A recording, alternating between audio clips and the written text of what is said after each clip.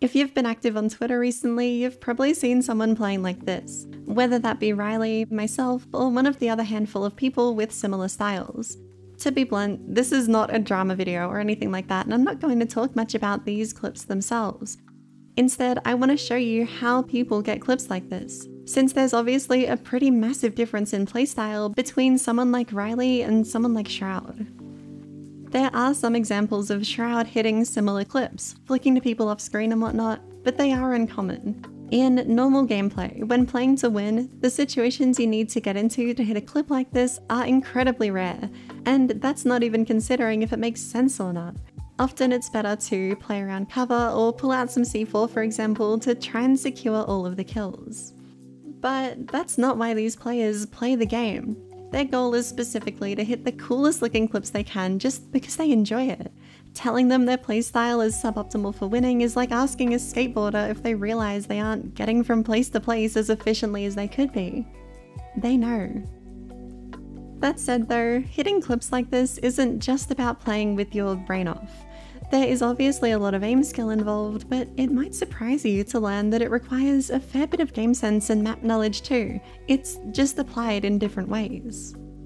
I think the best place to start is positioning. The most flashy clips from this style of gameplay involve one person being behind half the enemy team and killing them all without reloading, and they don't get into those situations by accident. This is the basis for the entire playstyle and dictates both micro and macro positioning. An example of this on a micro scale is waiting before shooting enemies, letting yourself get closer to see if you can spot more people or to get into a more comfortable range. I'll talk more about the macro stuff later, but the rough idea of it is using abilities like smokes to navigate around encounters instead of through them before doubling back to flank people. So, you're finally in the situation for a clip, you have a weapon with a large magazine, and none of them are looking at you. What now? Well, if this is an unfamiliar skill to you, you will probably miss, or kill one or two before they turn around and kill you. So what can we do in that situation to improve our chances? The most obvious thing is to aim better, hit faster, more accurate flicks to get more kills before they turn around. And since situations where you can train this skill in game are so rare, I think aim trainers have a lot of value here. Scenarios like pole switching 360 easy, pat target switch easy, honestly just about any target switching scenario is great at isolating this skill. I personally play these at a higher field of view than most KovaaK scenarios with a similar sensitivity to what I use in game, and it's been very useful for me. I'll put a playlist of my favourites in the description if you'd like to try some for yourself. I know a lot of people's gut reaction to this style of play is to call it impossible or absurdly high skill, but I really want to make it as clear as I can that this is not some exclusive club. I really think anyone can do this if they are willing to put in the time and know how to train in the right ways. And that feeling of growth and progression and seeing yourself do things you would have thought impossible a couple years before is honestly why I've stuck with it for so long and why I've spent so much time trying to share the joy of improvement with other people. And is exactly why it bothers me so much to see players who have put in that effort brought down by nonsense accusations. I don't know if I'm the only person unlucky enough to have seen this chart demonstrating Riley's reaction time being inhuman, but what's being measured here isn't reaction time at all. To optimize your time to kill across multiple kills, you have to leave the target as quickly as possible. And the best way to do this is to have a mental note of how fast targets die and flick based on that, instead of relying on waiting for a visual or audio cue. After enough time playing these kinds of games, you develop an intuition for how long the time to kill is, and with enough time in a specific one, it is absolutely something you can develop close to mastery of. The other element to surviving throughout clips is micro-positioning. Something that I noticed I started doing subconsciously was moving around cover or walls mid-target switch to expose myself to angles only when I was shooting at them. For example, in this clip, as I got swung by the enemy on my left, I flick over to them and tuck in behind this wall to prevent the person I was shooting at before from killing me. Then, right before this enemy dies, I start swinging out to the left again to expose myself to them in sync with my flick back. This means that despite my dubious playstyle, I'm not actually at any risk here unless I miss my initial flicks. Or in this clip from the Battlefield 6 beta, I spot all these enemies when jumping out the window and tuck in close to the wall until, while shooting at the third enemy, I start to swing out wider to prepare myself to switch to the fourth. He can't see me until I'm ready to shoot him. This kind of micro-positioning makes it far more likely to not get shot at by people you aren't aiming at yet and lets you turn 3-4 person target switches into smaller 1v1s. What about those flicks to people who aren't even on screen? These are a mainstay of this style of aiming and at first glance seem impossible to train or explain in any way other than luck. But these are both trainable and, to an extent, skill-based. If you turn on the setting for spawn sounds in KovaaKs and play a scenario like target switching 360 static, you can very specifically isolate flicking to sounds outside of your field of view. This is a part of how people can flick to enemies who aren't on their screen. They might have heard them shoot or walk, but if someone is good at this, that's all they need. These don't only happen because of sounds though. It's also fairly common to try flicking to information on the minimap, common angles where you know someone might be, guesstimating where an enemy has moved to since you last saw them, or honestly, sometimes you just throw your mouse around and hope for the best. Truthfully, this isn't as impractical as it looks. If you expect someone to potentially appear somewhere, then the fastest way to pre-aim them is to flick to that point. And even if simply aiming like this might be more consistent, this looks a lot cooler, especially when it does land, and can be a great way to keep a clip going if you don't have any more targets on your screen. For targets that are on your screen though, what order do you aim at them in? This obviously depends on a variety of factors, but personally I do like danger analysis mid-target switch. If someone turns first or looks the most threatening, I will switch to them first, even if I was already firing at someone else. This is the most consistent way to play, but you can also intentionally go for harder to hit targets to force yourself to flick back. For example, in this gameplay from pinguefy, they could burst down all 4 targets in a row, but instead flick to the gunner of the tank before flicking back for a much flashier clip. I think that's all the gameplay specifics though. The rest of this video is going to be a breakdown of a couple of my clips, how I got into the positions I did and why, along with some more analysis from Misscolourz for COD specifically. Okay, so this is the first clip and I think sets up a few pretty important concepts early. So here what I'm doing is creating a smoke wall to completely cover myself from this whole line. So people like to play this corner, back here, back here. I am not interested in like any of that. I want to play around here and like flank up this way.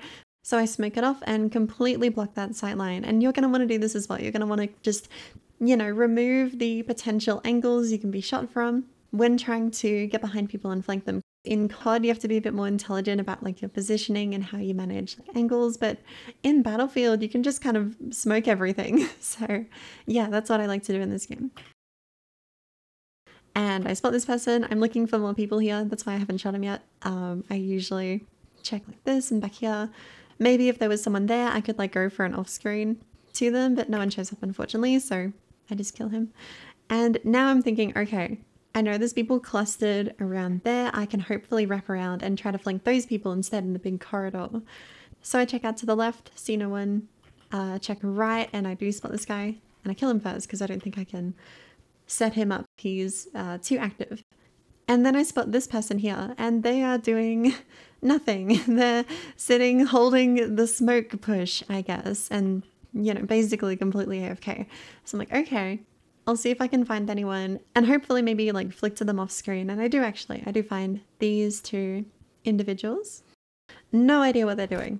Like one of them's holding me, one of them's just holding the angle, but I flick to them both and then sure enough go for the off screen on the enemy I saw before. And you know, I cut the clip from here and you only really see me do the off screen. You don't know that I saw the guy already. And just habitually I flick back to the door. There's actually a guy here. I don't like shoot him, I wasn't ready. So that's a mistake on my end. But that does tell me that there are definitely people in that corridor. So I go up here, I don't check to my left, I probably should have. And you know, they just line up for me. There's not much to say here, I just hit the flick. And I hope that kind of demonstrates how you want to use smokes to navigate like around enemy lines. This lobby was like really easy though, so I know you won't be able to do this every game, but I'm not able to do this every game. This one was like especially fortunate with the lower quality of the opponents. And this is what I tend to do in lobbies that are a bit more challenging, where you really have to like force something to happen. You have 4 smoke grenades in this game, and they are so useful. So here I use them to completely cover like any angle behind me, any angle back to my right. None of them can see me right now. So there are machine guns up there that will be like watching the angle. It doesn't matter, they can't see through smoke, hopefully. And I spot these people. This guy looks like he's AFK, this guy looks like he's doing something, and this one looks kind of scary. Like he could turn, he could see me. So I go for him first, and I try to flick off screen to the guy on the floor. I think I overflick here, but he's also moving forward a little, so that was unfortunate. And besides that, it's just about, yeah, cleaning up the kills, which I managed to do. This is an example without relying on like smokes or anything, so I have no smokes here, I've already used them. And it kind of shows how you can use the verticality of the map. So I see that rocket come up, and from there I know like, okay, I know there are people down here. I saw this guy's leg here, and then I spot this person. So I know there's probably someone on the stairs right now. Go for the off screen, and I'm fortunate enough to land it here.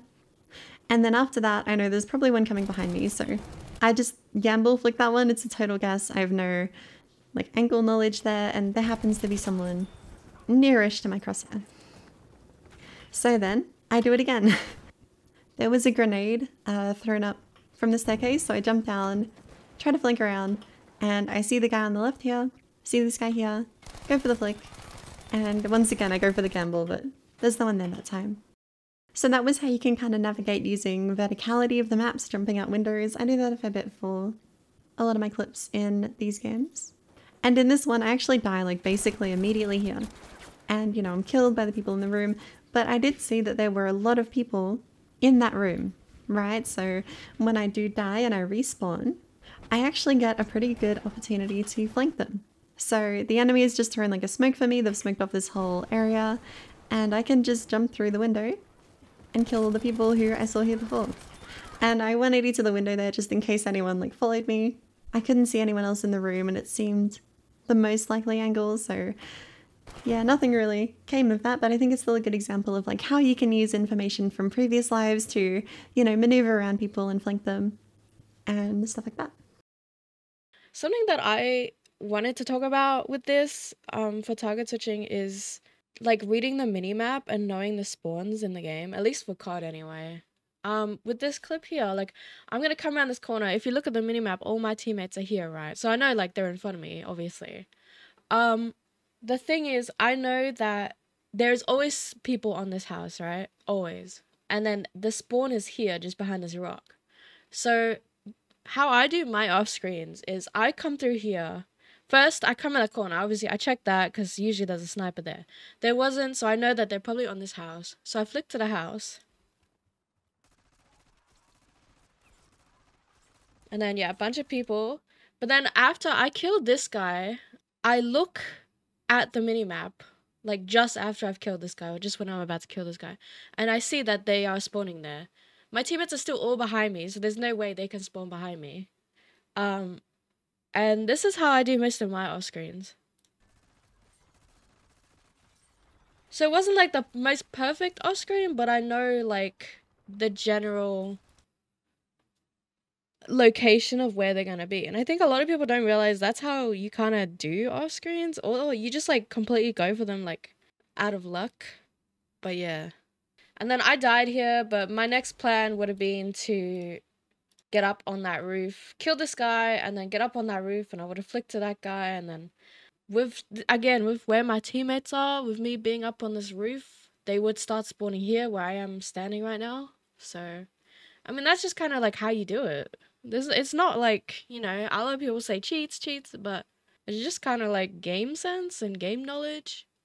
And then there's a lot to do with it is like flanking and stuff, but some of these smaller maps are kind of hard to do that. Thank you for making it to the end of the video. pinguefy put together a community montage with a bunch of clips from people in the aiming community, and I thought it would be pretty fitting to end the video with that, so I hope you'll enjoy it.